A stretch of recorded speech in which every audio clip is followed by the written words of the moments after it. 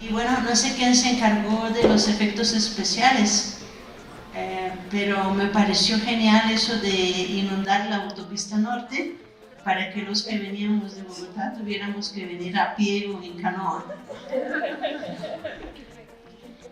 Bueno, y pongámonos serios ahora, porque mi conferencia se titula ¿Por qué tan malas las lecturas que pretendieron celebrar la vorágine en su centenario? Y por el asunto que abordo, pues me puse un poco didáctica, espero no estar pesada, pero el tono de la conferencia es más bien el de una clase de literatura. Antes que nada, quisiera dedicar esa conferencia a la artista integral y gran profesora de literatura, Patricia Jaramillo Vélez, quien murió recientemente y cuya vida fue el teatro, en particular el teatro libre.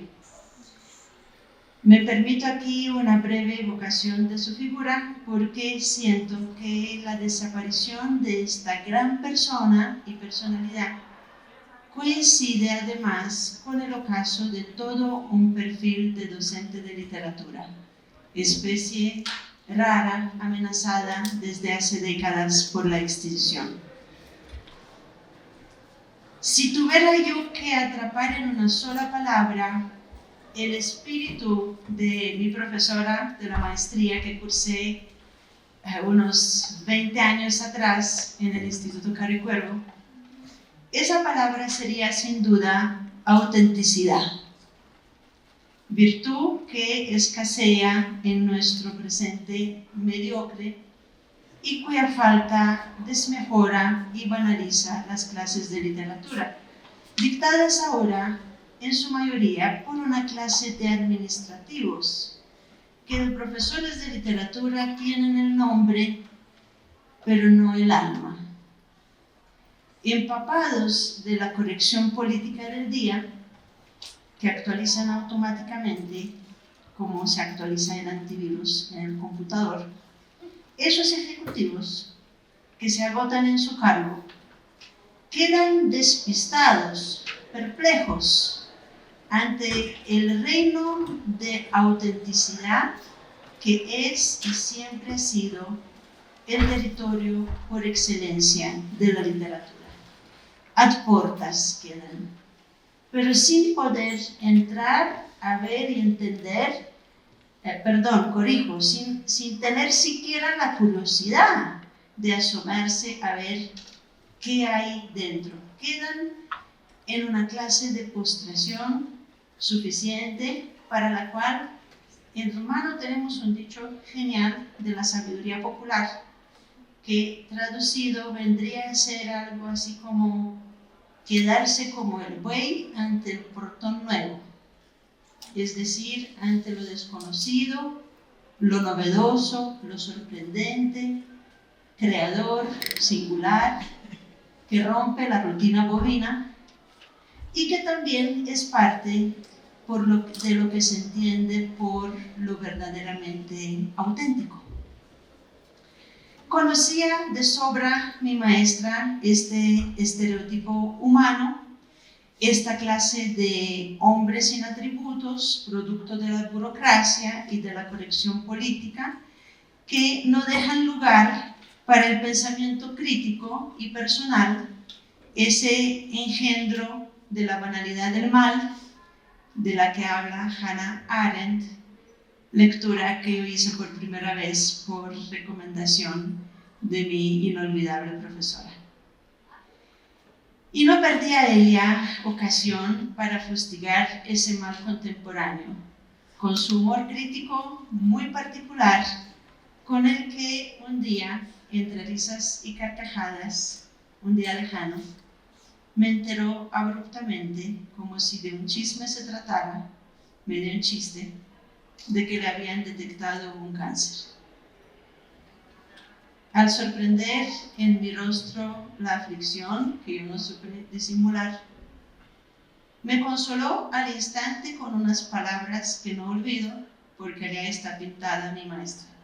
No, que no me preocupara, que no era en serio, porque no se trataba de un cáncer europeo, de los que sí matan, sino que ella tenía un cáncer colombiano, que ya a la edad suya no iba a alcanzar a matarla, porque en Colombia, entre trámites que se enredan y eternas demoras, todo queda archivado, y lo bueno de tanta burocracia y corrupción es que aquí tampoco el cáncer puede avanzar.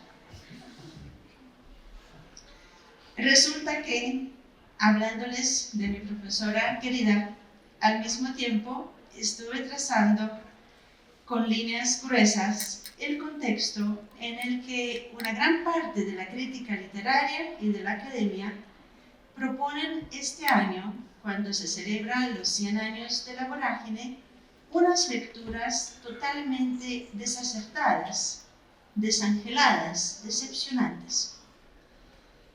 El colmo es que lo hacen con el pretexto de acercar al lector contemporáneo a la gran novela de José Eustacio Rivera, cuando en realidad la condenan a 100 años de soledad e incomprensión, porque la supuesta relectura que hacen suele ser a través de algún discurso pseudocrítico de la corrección política de hoy. Se trata de discursos degradados, donde la carga ideológica acaba por completo con el potencial crítico, pero que gozan del favor de la moda y del amparo de la academia contemporánea. Discursos que se derivan precisamente de la cara oscura de la modernidad, de los males sobre los cuales advertía de manera visionaria el propio Rivera en La vorágine, y en el contexto de comienzos del siglo XX, cuando irrumpe la civilización moderna y comienza un acelerado y caótico proceso de modernización en Colombia y en general en América Latina. Pero además, no hay necesidad ni razón alguna para abordar la vorágine desde un puñado de modas y preocupaciones contemporáneas, la mayoría importadas de Estados Unidos, discursos cuyo carácter novedoso y crítico es sumamente dudoso, como es el caso de la ecocrítica, de la crítica pseudofeminista, de los discursos que exaltan de manera acrítica lo regional y lo local, o pregonan la intermedialidad como nuevo enfoque.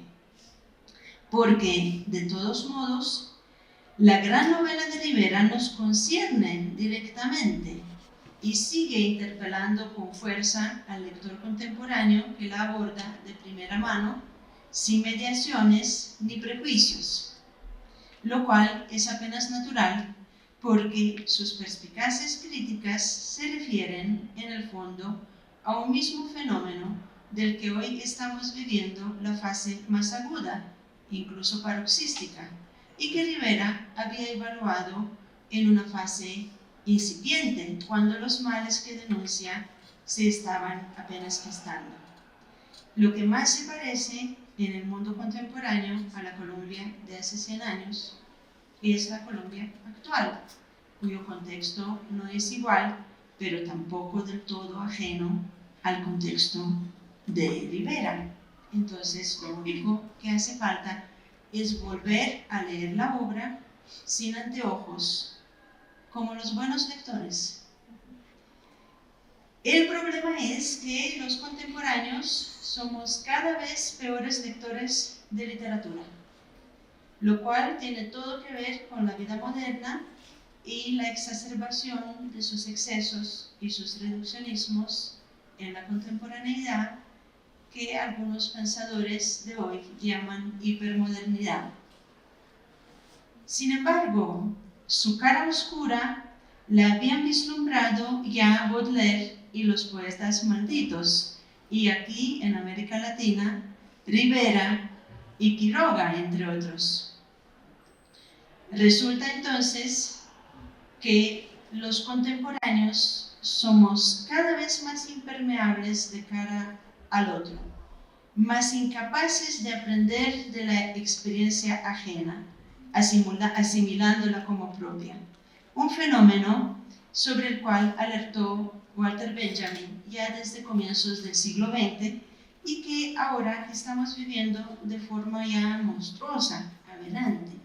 Nos estamos cerrando a la posibilidad, por excelencia de la literatura, de transmitirnos un saber único y por eso muy valioso para la humanidad, la experiencia de vida individual, irrepetible, que es propia del sujeto, pero que a la vez es significativa, porque la voz personal se dirige a los otros en busca de diálogo y en busca de compartir. Esa narrativa es, por tanto, cualitativamente muy diferente tanto de la información de las noticias, materia fugaz y superficial, que se resbala porque no está debidamente filtrada ni asimilada por la experiencia personal, como de la narrativa de signo contrario, las así llamadas escrituras del yo, que se quedan en el regocijo narcisista y muchas veces impúdico con la intimidad de la vida privada. Una vida que se agota en el chisme. Una vez satisfecho el morbo, carece prácticamente de todo interés, pues también es superficial por ser ajena a la experiencia humana significativa, digna de ser transmitida a otros hombres a través de la oralidad de la cual se ocupó Walter Benjamin o de la literatura de la cual estamos hablando aquí. Me parece importante recordar que la vocación universal de la literatura, su interés en lo generalmente humano, es una característica definitoria de la literatura de todos los tiempos. Pertenece a su condición.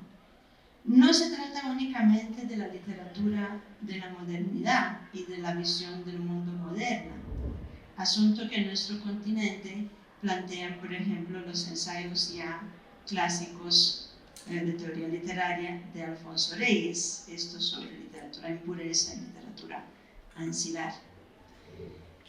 Porque hoy se nos está olvidando qué es la literatura y qué es un escritor. Un escritor es un individuo fuera de serie que, hablando de sí mismo, toca problemas esenciales del siglo y de todos nosotros, y por eso mismo es valioso y nos interesa lo que escribe, a diferencia del monólogo del loco o del bobo, aislados en sus respectivas burbujas.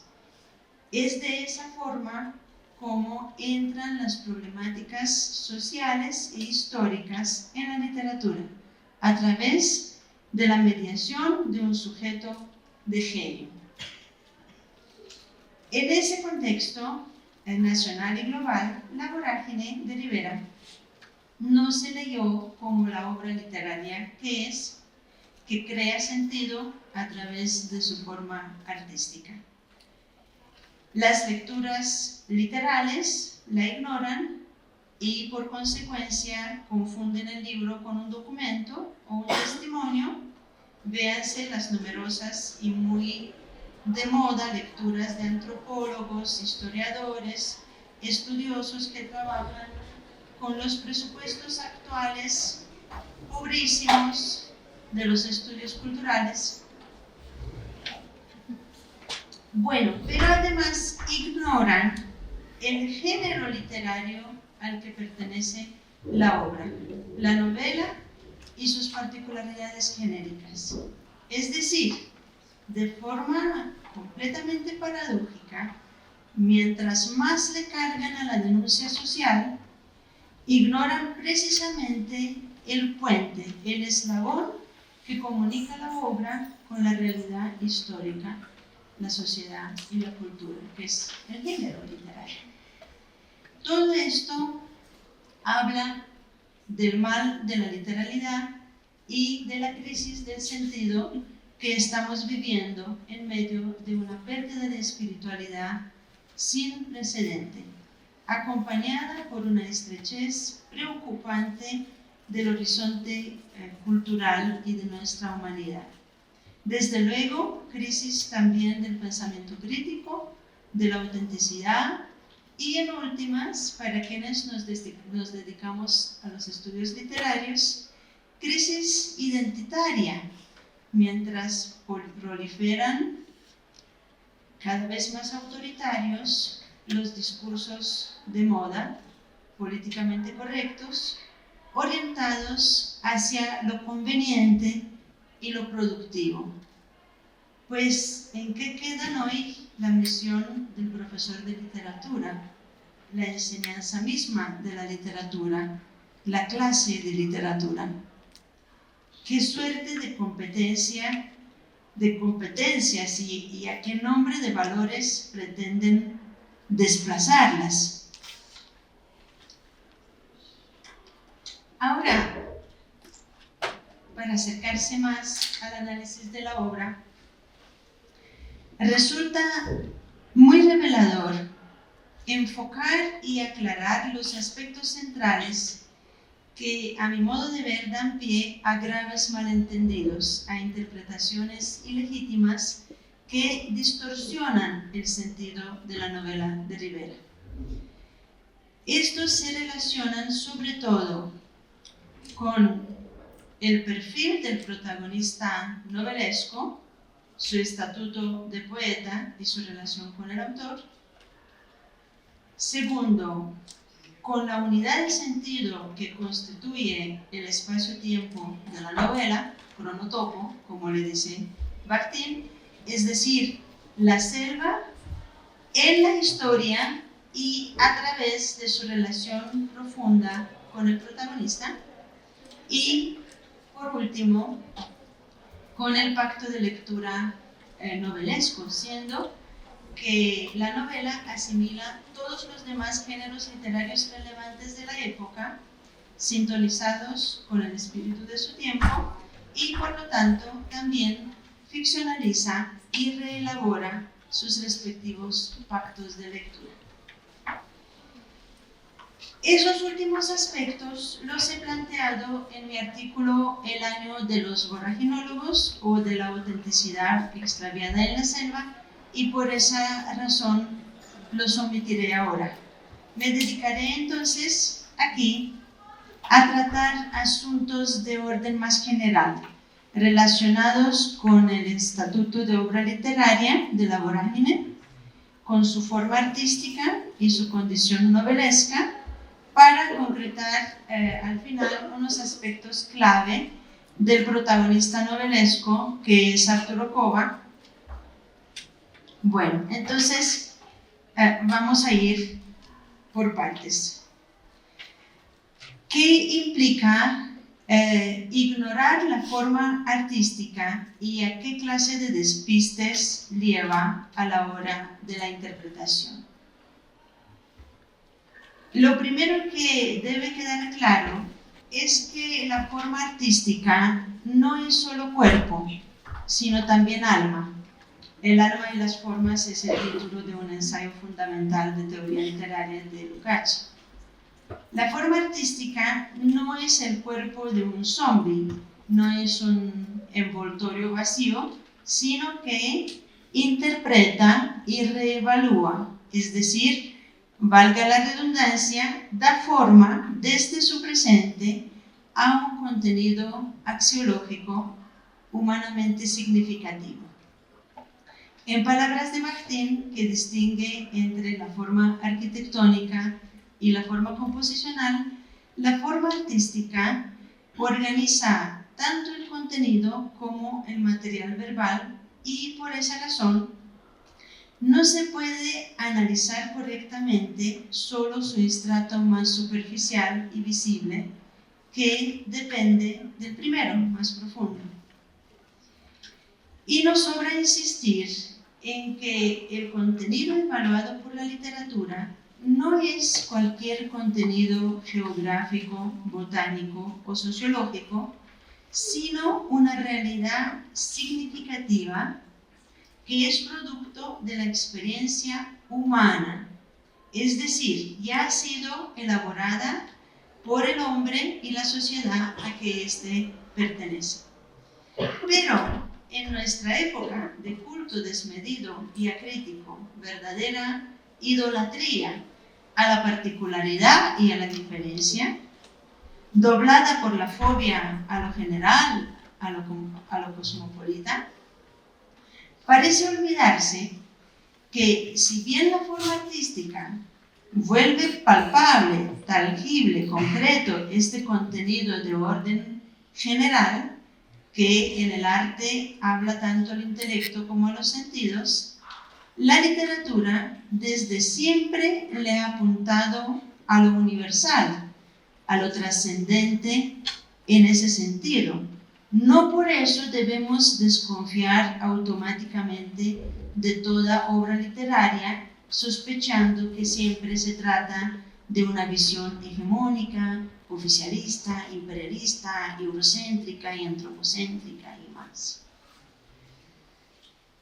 Pero a ver, ¿qué es lo que estamos haciendo aquí? No era que íbamos a reivindicar el alcance universal de la novela de Rivera en su centenario, porque si vamos a ignorar el sentido múltiple y matizado que produce la forma artística, pues nos perdemos justo esa cualidad que hace de Rivera un clásico y por la cual dice que lo estábamos celebrando. Así como lo han leído los y las nadies, Rivera ya no parece un clásico, sino un don nadie, y su novela queda suplantada por los chismes del día. Entonces, en vez de entender que la vorágine versa sobre la condición humana y de leerla como la historia de un hombre fuera de serie, un poeta, hoy a Arturo Cova lo pintan como un triple HP, machista, racista, colonialista.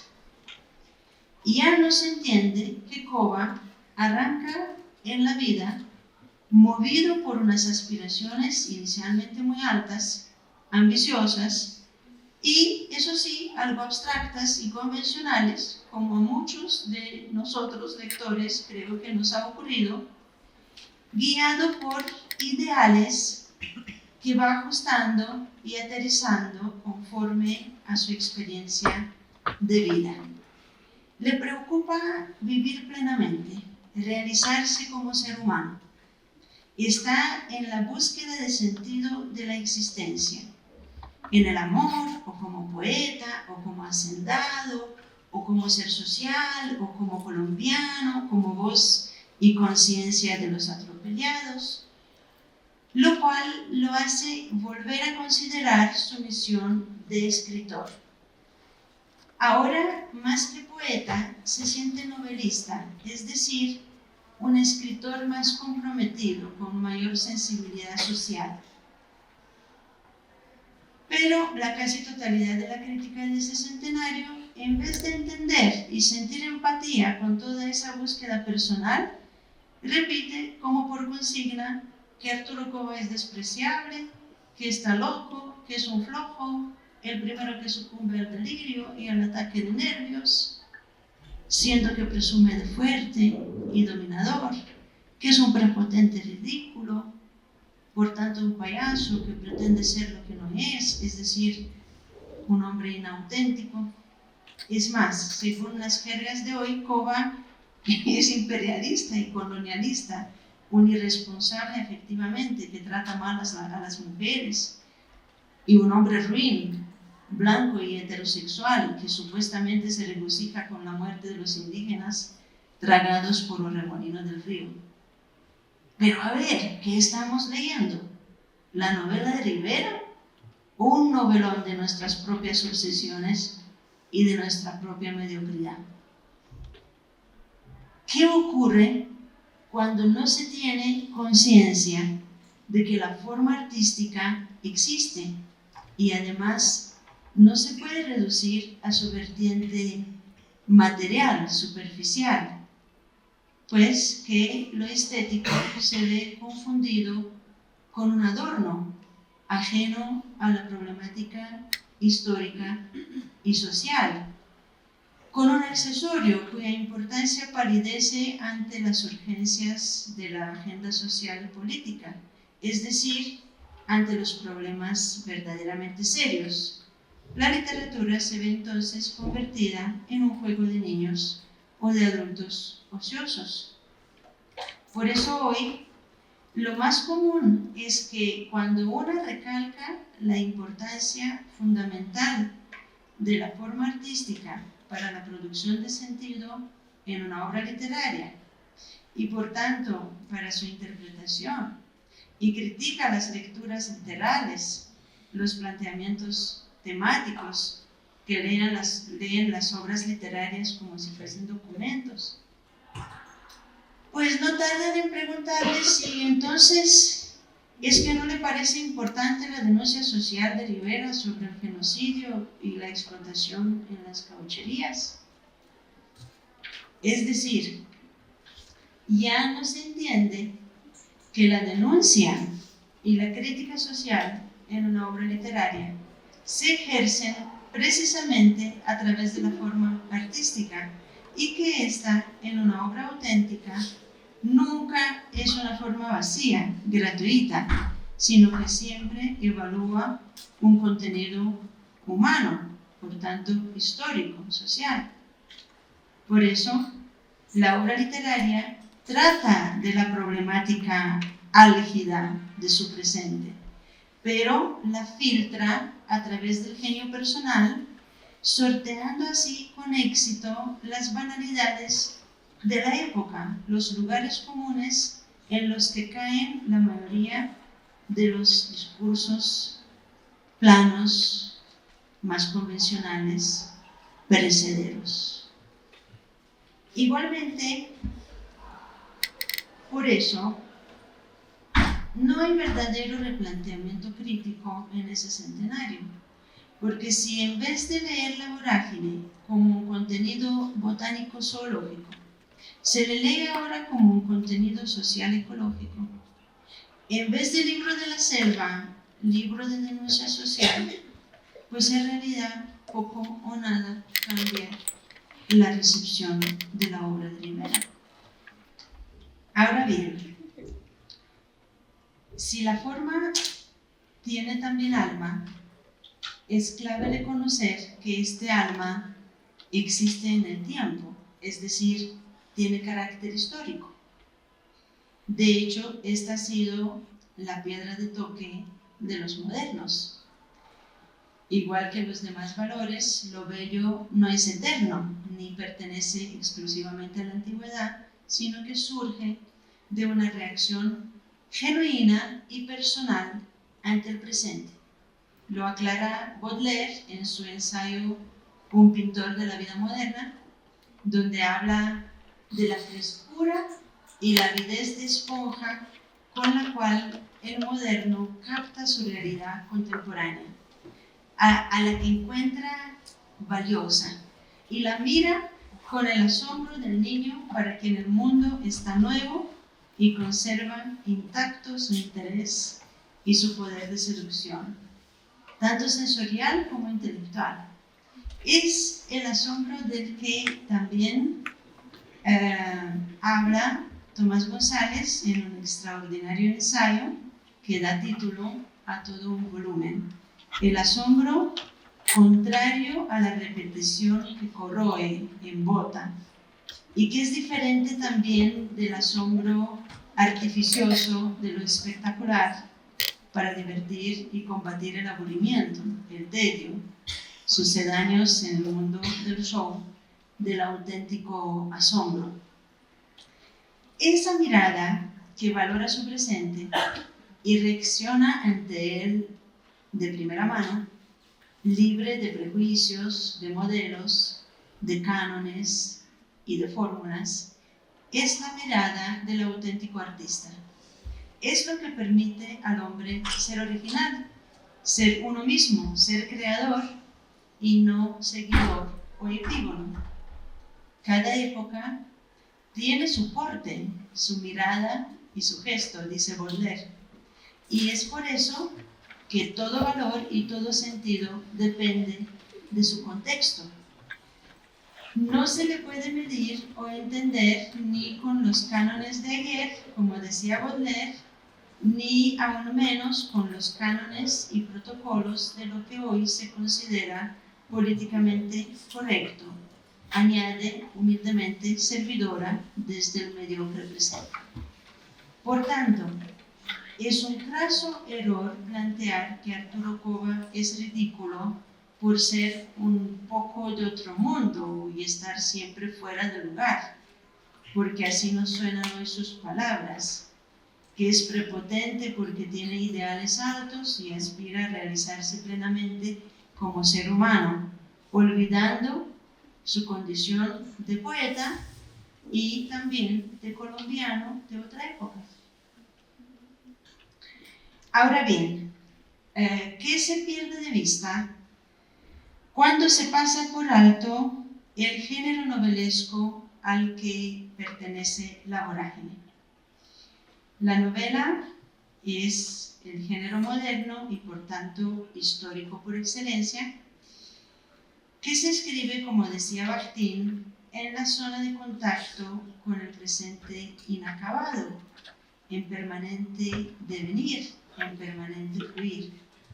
De aquí su fuerte vínculo con la autenticidad que contraría la camisa de fuerza del canon y la banalidad de lo convencional, en los términos en los que lo hemos planteado aquí con Baudelaire. Pero el género novelesco lleva su carácter anticanónico hasta la provocación. No contento con desacatar normas ya consagradas, el género novelesco se burla del canon genérico de todos los géneros literarios relevantes en su época y los absorbe ficcionalizados y a menudo parodiados, ya puestos en movimiento, libres de su propio canon genérico, a través del humor, creador de distancia crítica.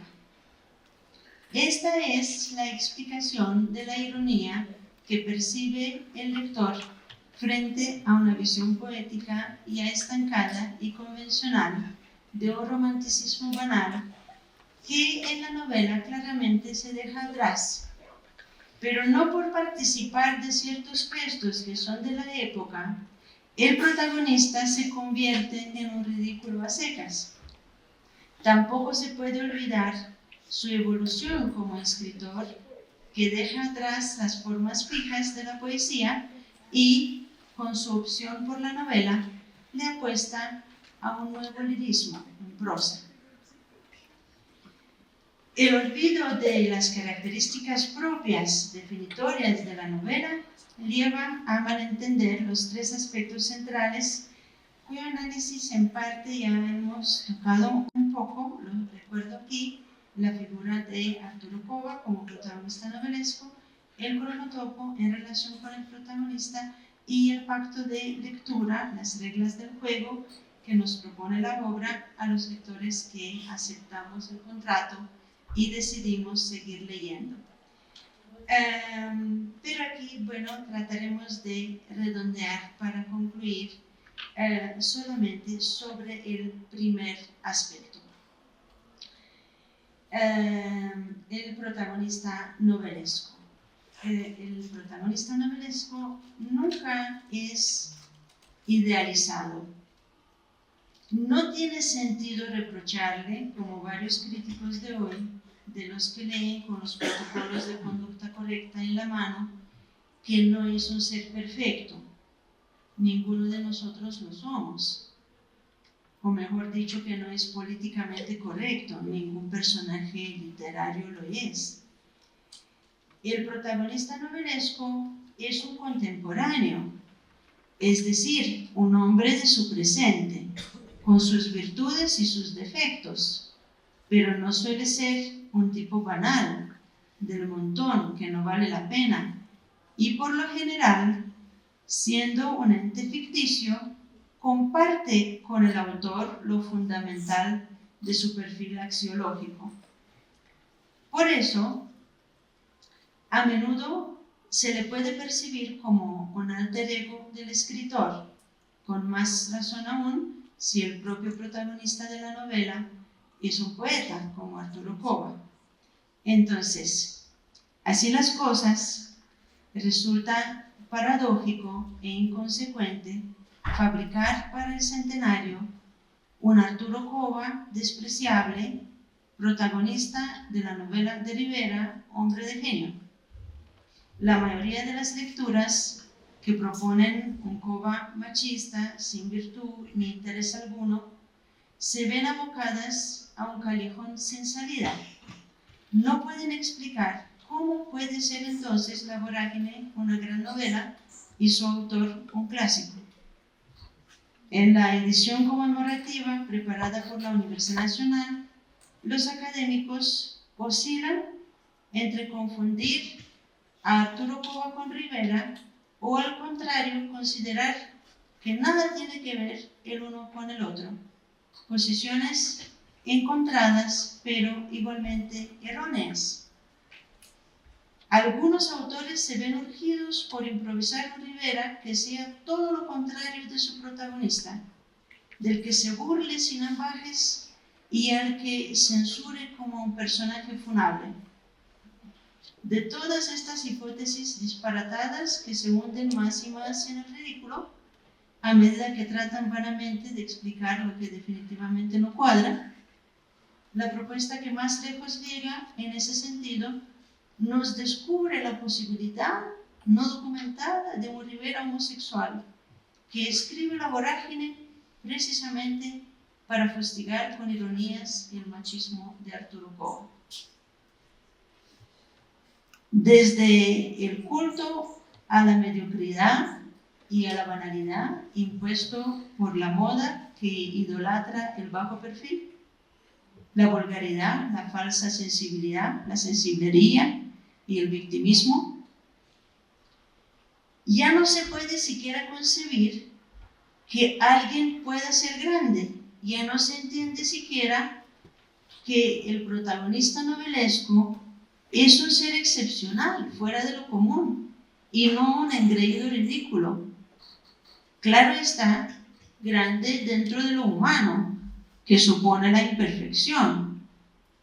Todo lo que despunta, desentona, es diferente, resulta censurado por esa falsa cultura de la cancelación que invoca la diferencia y la inclusión y es la primera en ser intolerante, excluyente y autoritaria.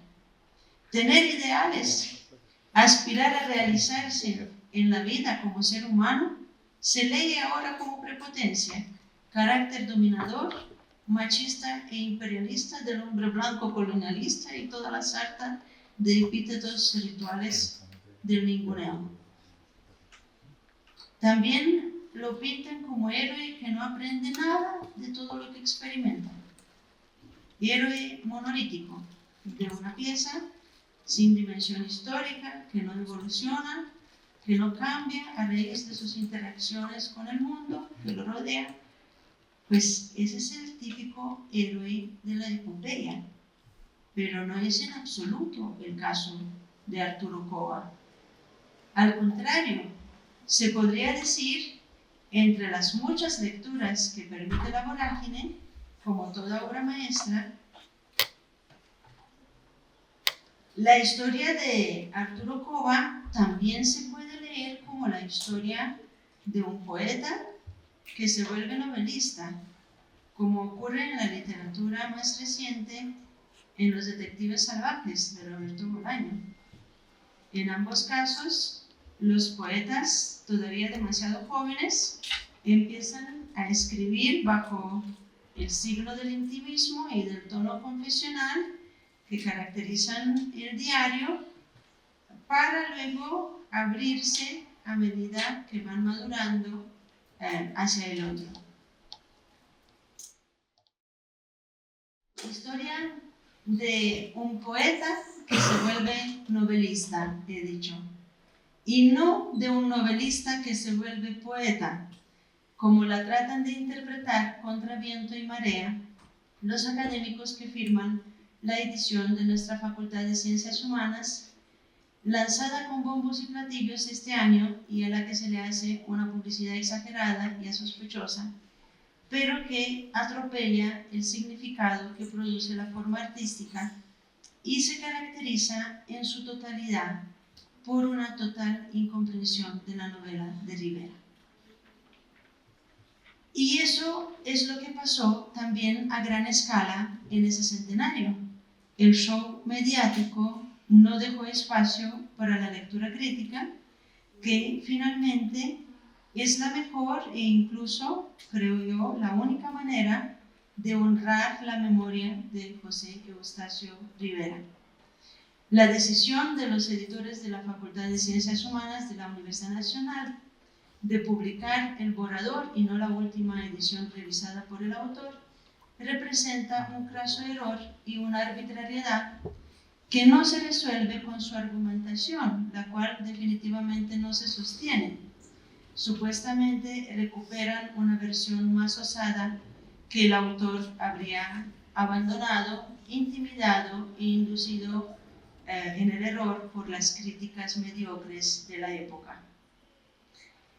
En realidad, los autores de esa reedición publicada por la Universidad Nacional se dejaron llevar por las fechas redondas y los aniversarios, que nunca sirven de mucho para pensar la literatura seriamente, y confundieron la ocurrencia caprichosa, simplemente hacer algo que no se había hecho, sin analizar si existen razones serias para hacerlo, con la idea original, resistente, verdaderamente novedosa.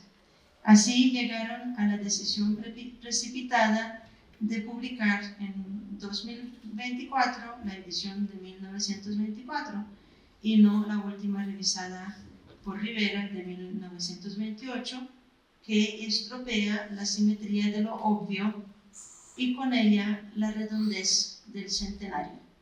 Leamos su planteamiento, más retórico que crítico, una breve cita del prólogo de los editores, porque y cómo leer esa edición. Dicen: la verdad sea dicha, no tiene mucho sentido conmemorar en 2024 los 100 años de la vorágine con una edición posterior, bien sea la de 1925, la de 1926 o la de 1928. Y para terminar esa conferencia en tono esperanzado y de forma positiva, quisiera señalar una reflexión sobre la vorágine que acaba de salir. La única parecida a ese centenario de todas las que yo pude consultar, que a mi modo de ver deja atrás todos los lugares comunes analizados aquí y devuelve a la novela de Rivera el amplio horizonte cultural y espiritual en el cual se vuelve comprensible y eternamente viva, como toda obra maestra. Se trata de un libro publicado en una editorial artesanal estudiantil, Colectivo Editorial Mutante e Impertinencia Colectivo Editorial. Su título es La voz solemne de la selva lejana, prosa rítmica y ética simbolista en la vorágine, y el autor es mi ilustre colega recién jubilado, el profesor Iván Padilla Chasing. Muchas gracias.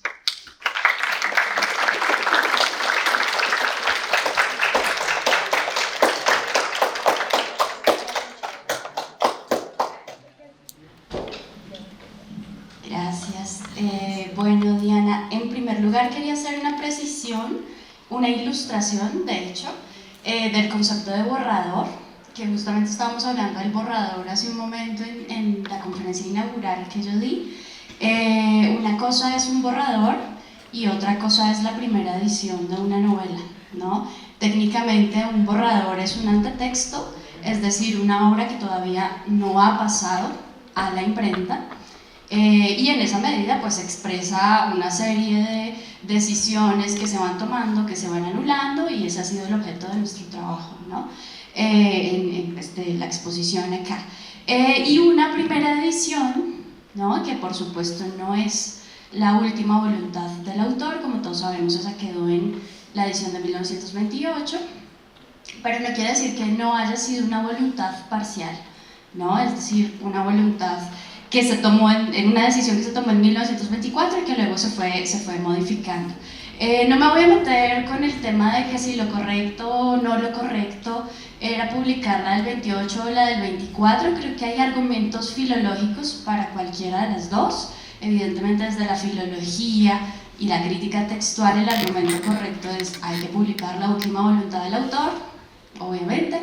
Desde otras metodologías más contemporáneas como la genética textual, el trabajo tanto en el borrador como en una primera edición resulta fundamental para entender el proceso creativo de la obra, ¿cierto? Eso no, digamos que no nos ponemos a discutir sobre el objeto de estudio porque el objeto es distinto, y las decisiones de los editores de la Universidad Nacional pues habrán sido pues las que ellos tuvieron, ¿no? Pero sí es importante tener clara la diferencia entre un borrador y una obra editada, ¿no? Eso, clarísimo, primero. Y segundo, justamente no quiero meterme en el dilema de qué es una buena edición y qué es una mala edición, porque me parece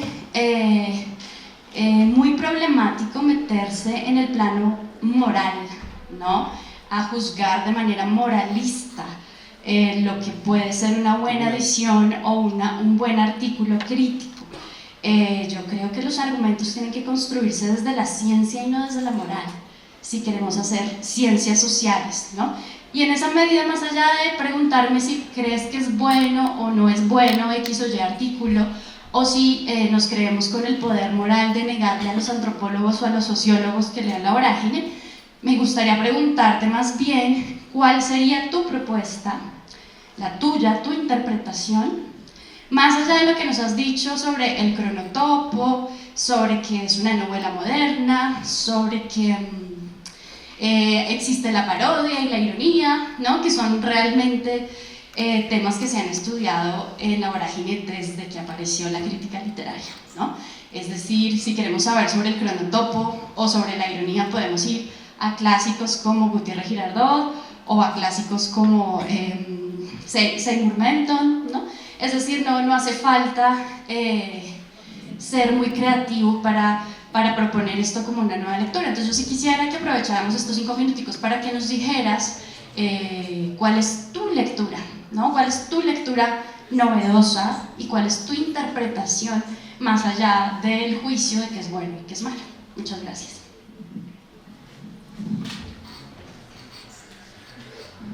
Gracias. Bueno, creo que para el público es importante esa precisión. ¿Cómo me acerco yo del texto de la Vorágine? No me acerco desde el punto de vista del especialista ni en la época, ni en el autor, ni en la novela. Me acerco desde la teoría literaria y desde la crítica literaria. Y de hecho, el primer proyecto, lo primero que había escrito sobre el centenario, forma parte de un proyecto de mi grupo de investigación muy joven que analiza discursos críticos actuales que pierden su fuerza crítica bajo el impacto de las modas y también modas culturales, ¿no? Entonces mi lectura es desde este ángulo, pero el argumento mío, Norma, es poderoso, si bien no es el del especialista estrecho, ¿sí? Que trabajó realmente con el texto de forma menuda. Ya les había dicho, la novela es la historia de un poeta que se vuelve novelista y no de un novelista que se vuelve poeta. ¿Por qué me atrevo a decir que no fue una decisión inspirada la publicación de, bueno, si no te gustó la palabra borrador, pues podemos decir que es el texto, se publicó un texto diferente del texto que el autor en vida revisó y decidió que era su última versión. Y yo creo que con todos los errores que ocurren en nuestras editoriales institucionales, todos hemos pasado por ese accidente y lo hemos sufrido en carne propia, que mandamos a la editorial la última versión revisada y no la publican, sino que publican la anterior, ¿sí? Bueno, y es un momento realmente poco agradable para el autor. Pero además, desde la teoría literaria, ¿qué puedo decir? Que es una ficción bastante ridícula imaginar un autor que no tiene conciencia de lo que hizo, sobre todo cuando se trata de un gran autor en una obra maestra, y que se deja inducir en el error por la crítica mediocre de su tiempo y rapidito corre y mutila su novela y la cambia, ¿sí? Y hace una versión menos afortunada porque los demás lo han decidido que han logrado como convencerlo de que la crítica tenía la razón y no el autor. Pues francamente no es el comportamiento de ningún gran autor, ¿no? de este mundo. En algo sí coincidimos, Norma,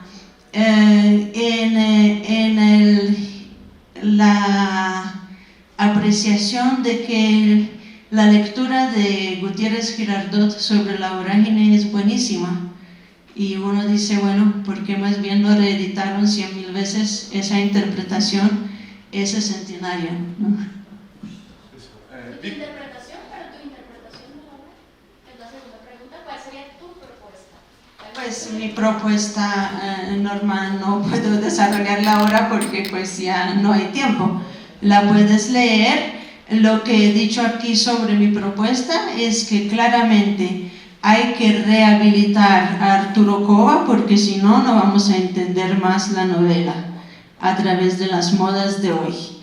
Hay que verlo conectado con el cronotopo, ¿sí? Que es la selva, pero no la selva del libro de la selva, sino la selva en la historia y a través de la percepción del protagonista. Y hay que ver qué papel juega el pacto de lectura, ¿sí? Estas son, digamos, 3 ejes de mi lectura, pero pues bueno, más de eso creo que es ya abusivo.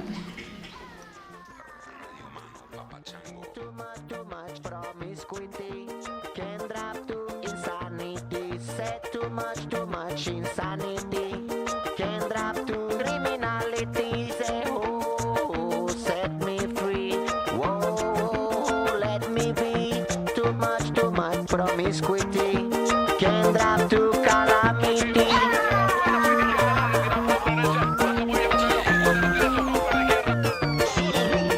Too much hypocrisy can drop to academy. Too much morality can drop to criminality. Oh, set me free. Oh, let me be. Too much hypocrisy can drop to criminality.